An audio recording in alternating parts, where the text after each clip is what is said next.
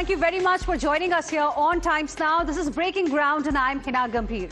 Viewers, the stage is set for Tamil Nadu Assembly polls. Today, in just a few moments from now, the Tamil Nadu Chief Minister, MK Stalin, is all set to begin his poll campaign. And it is going to begin from Thiruvarur district. There is a message here. It is extremely important for MK Stalin and for DMK because this place from where MK Stalin is going to begin his political campaign for the assembly elections in Tamil Nadu is the hometown of his father and former Chief Minister M Karunanidhi.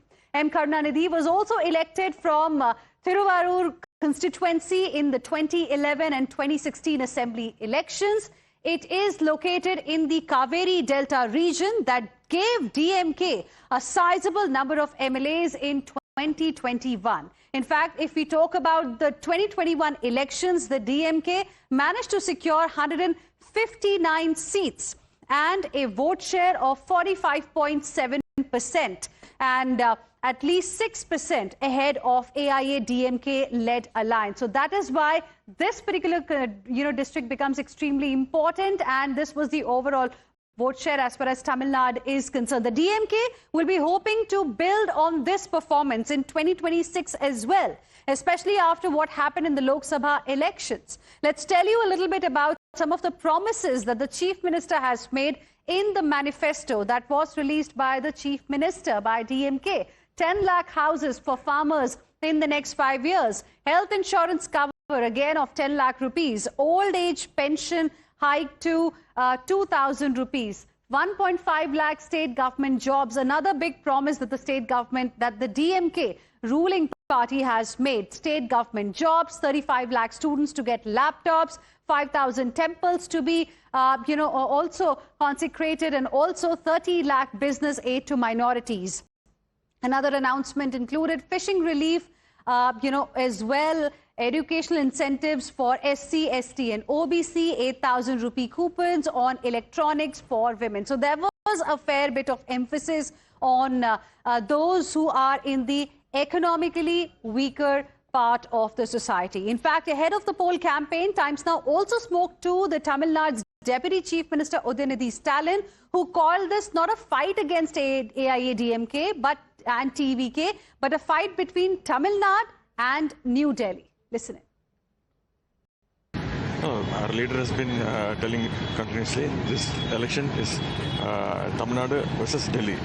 All the state rights have been, we have been fighting for our state rights. The fund which due to our state has been stopped. So we are continuously fighting for our state rights. So it is definitely going to be Tamil Nadu versus Delhi. Sir, how is the ground looking for the DMK? The DMK has released the candidates list and the manifesto was also released recently. So when you meet the people, what do they say? How is the ground looking? So for the last 2 days, yesterday I started the campaign in and I've been traveling and I've been meeting all the people, public, ladies, students, all categories of people. So I've been getting very good response. So do you think the 8,000 rupees coupon announcement will be the highlight of the entire manifesto?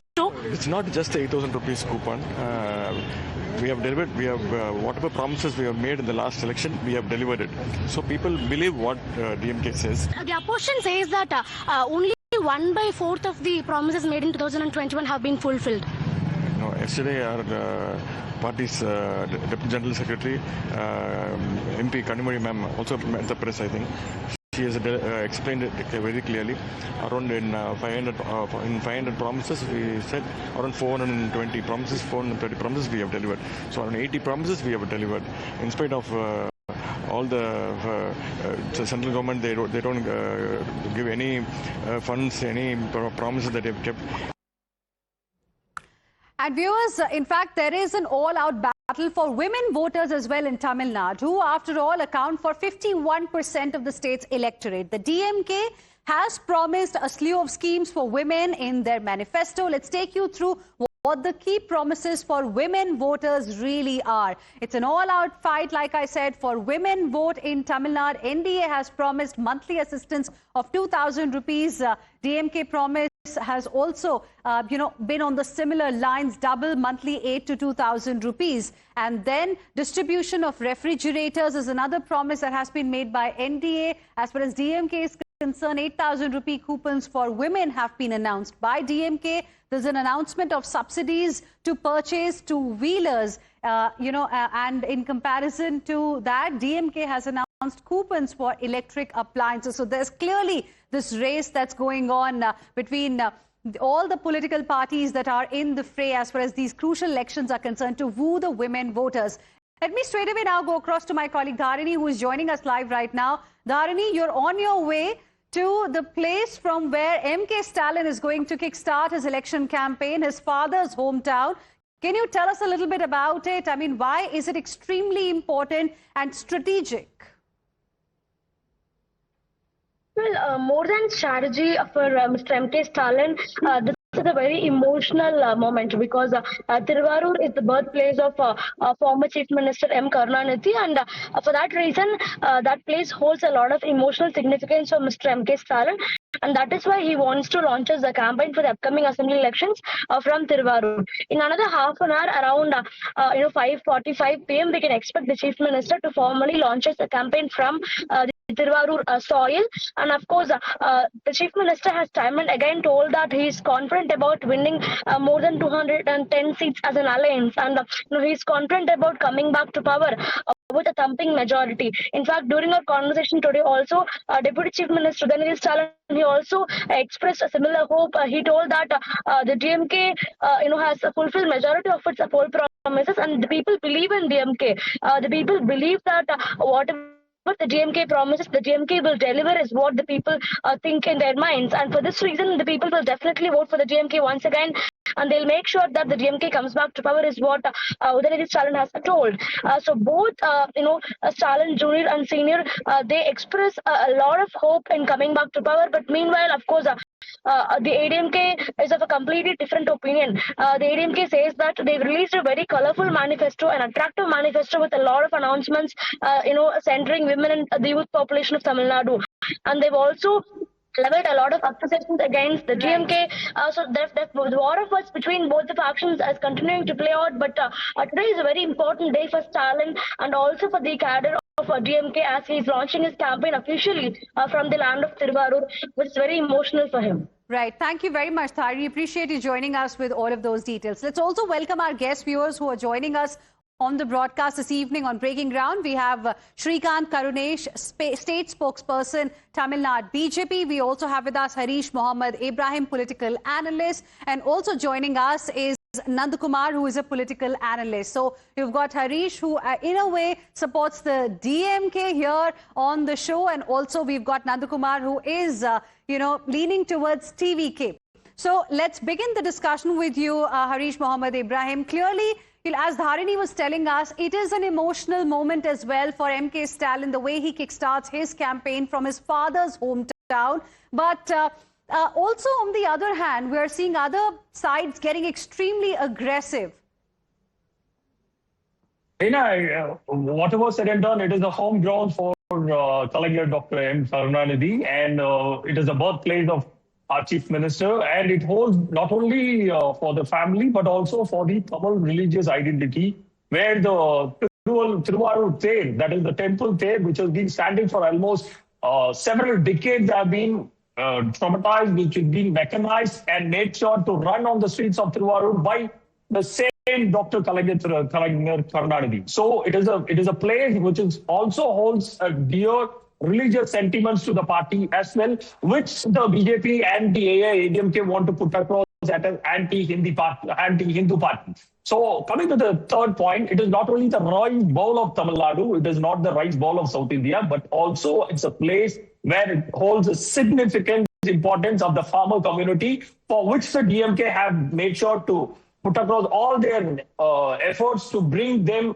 upward in all the possible ways by bringing everything, right from the fertilizers, imports, duty to be free for the farmers, by giving all the free electricity, even though the central government barring all kind of electricity charges to the state of Tamil Nadu through the Udhayanidhi scheme. Even then, the Tamil Nadu state government had made sure the farmers shouldn't get all these heat, and they made sure all the farmers to be, even now in this in this manifesto as well, it has promised to give almost 2 lakh another farmers as a free electricity. Right. So cutting across every section of the segment, Okay. this manifesto has made sure it not only emphasized on student community or the women or men or industrialists or agro farmer community. It emphasized with each and every community, which is the backbone for the development of Tamil Nadu state as a whole. Okay, stay on with us.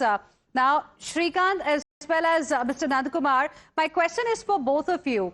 According to DMK, this fight for them is no longer with AIA, DMK or TVK, NDA or TVK. It's a fight with New Delhi. And DMK is quite confident of actually crossing 200 plus. How would you like to respond? Heena, first of all, let me make one thing very clear. I am not leaning towards any political party. I am politically neutral, and my stand is purely based on issues. Okay. And as Harish said that if it is a symbolic and also sentimental for DMK to start the campaign from Thiruvarur, my question is that why Thiruvarur is still struggling? The Delta farmers, even in the Kalangar's own district, is having a bigger struggle. There is an irregular release of water, and in their last 2021 manifesto, they have promised the MSP for paddy and sugarcane, which they have completely failed.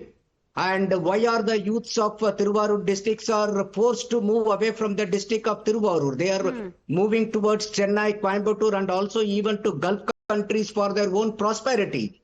And also, if you consider the last year, our own state, they have released the economic survey the last year. And in that survey, it has been very clearly mentioned the district of Thiruvarur, what DMK is calling as the symbolic representation and sentimental district. Right. The Thiruvarur district's per capita income is far below than the national per capita average income.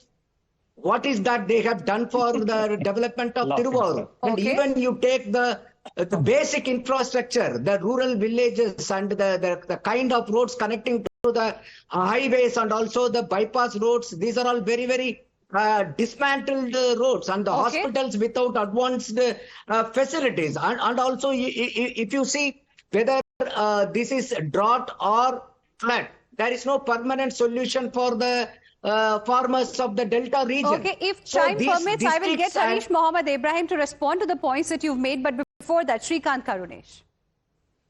Good evening to the viewers and my fellow panelists. Good evening, Heena. I'd like to mention a few important things.